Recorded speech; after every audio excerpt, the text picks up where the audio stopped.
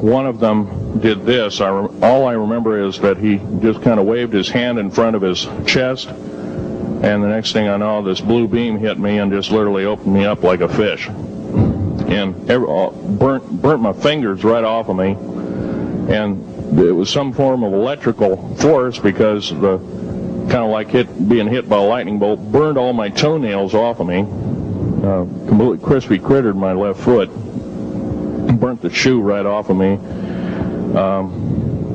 All I remember is the smoking remains, and I'm still conscious, but in and out of, I didn't remember much. And there was a Green Beret that was right behind me that risked his life. In fact, he died. But he risked his life. He shoved me back in the basket and hit the button and took me up. And I wouldn't be alive talking to you today if it wasn't for him. I'm forever indebted. He lost his life. 66 Secret Service agents, Green Berets, Black Berets, crack troops lost their lives because the government, our United States government, lied, did not tell us anything about the alien threat. There's a war underneath there, and I'm talking dead serious. It's been going on since that time. Since late August of 1979, our military, the Russian military, basically the militaries of the world, have been in constant conflict with the outer space alien. The small gray, the large gray, the reptilians, the whole thing. There are 11 distinct races of aliens. 2 are benevolent. One had to leave here in a hurry because their world is under attack, both on the surface as well as underground. There, the Pleiadians. They're familiar. Maybe some of you are familiar with that. Would some of you raise your hands who've heard of Billy Meyer and some of the, very good, about half the group. Well, Billy Meyer is one of these lucky people that they figured, well, he's kind of a simple type, we'll show him everything. Well, these are the benevolent aliens, and they've been here helping us. In fact, I have a picture, let me reach for it here.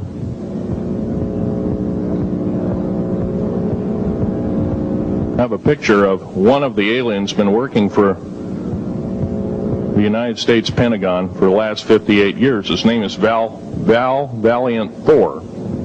He's right here. There's my father in the background. This whole place, the ready room of the USS Eldridge, Al Bielek has probably explained, or maybe even shown you this picture. There's a list of some of the notable people in it. They're all the atomic bomb scientists of the day, all the time variant experimentalists of the day, all the top physicists of that particular day. This was in August of 1943. Now this guy has not changed one iota in 58 years. Started work, he came here, crashed here or whatever, whether he's under duress or not.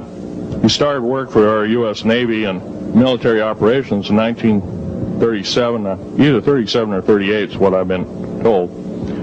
So it's for 58 years, this man's been employed, probably under duress. If you don't do as we say, we're just going to use you for alien bait or something, I don't know.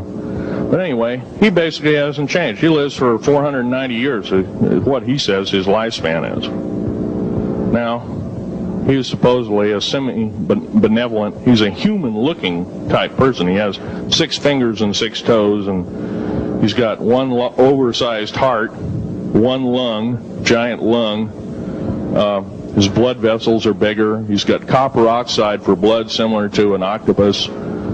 His brain capacity, 300 centimeters greater than ours. He has a thinking capacity, IQ, if you were to measure it, be totally off the scale, be about a 1200 IQ. He speaks 100 languages fluently, alien as well as others. He's a remarkable person. I had a chance to meet him one time. Now, by the way, he doesn't shake hands. He was kind of in a spacesuit, because all aliens, regardless benevolent or otherwise, they're carrying germs and diseases and bacterium in and on them that are deadly to us. If I were making policy, I'd quarantine them all, because How do we not know that some of our diseases like AIDS, Ebola, hantavirus, and a few of these other weird designer diseases, as I call them, are not made from the cadavers of some of these aliens as a biological weapon to use against the people of the United States? Well, I'm a tired American speaking out.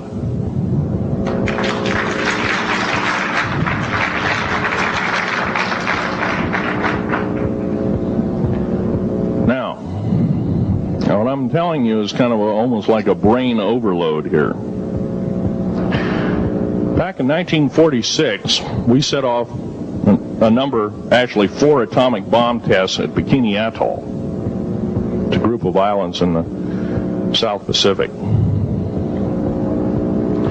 I have an original photograph here with original language on the photograph that shows there is a large alien spaceship off a wingtip of a United States aircraft. It was a drone aircraft right at the point where the bomb was beginning to show a neutron flash cloud. Here's the bomb going off. Here's the airplane tip here, and here is the alien spacecraft. Now, in 1947, questions later, please. In 1947, after Roswell debacle,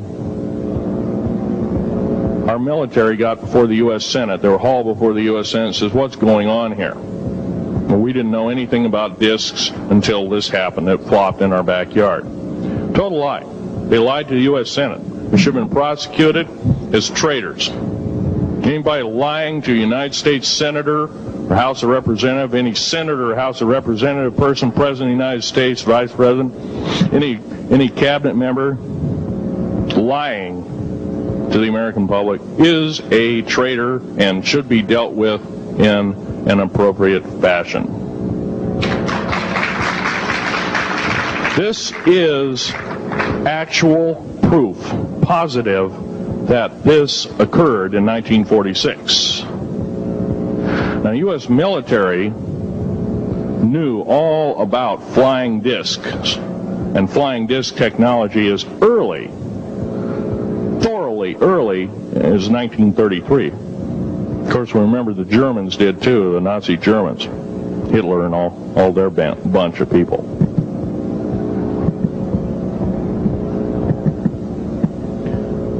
Now, it gets to the big question, if all this has been hidden from us, everybody says, well, where's the proof? I've got some of the proof laying on the table. But a lot of you probably are totally skeptical. They say, well, that could be anything.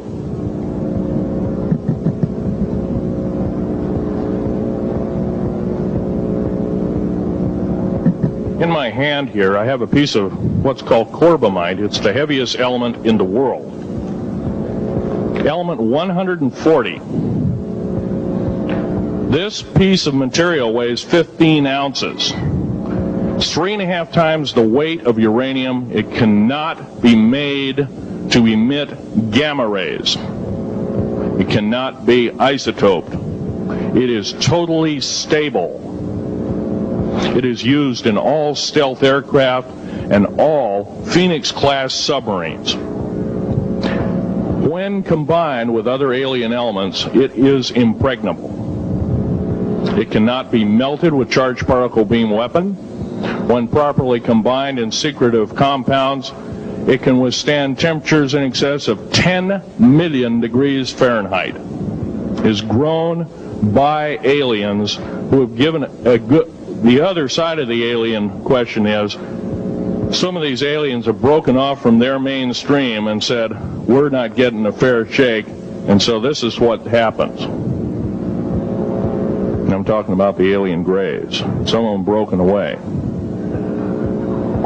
They're talk about not being popular. This particular piece of metal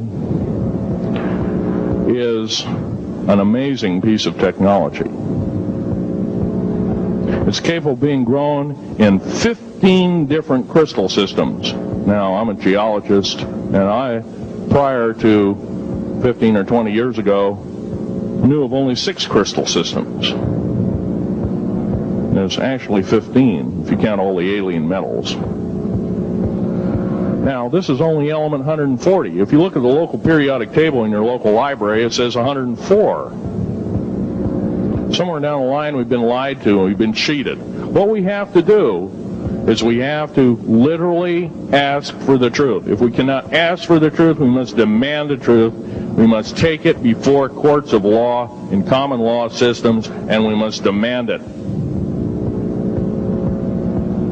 If we cannot do this, our founding fathers told us the only thing left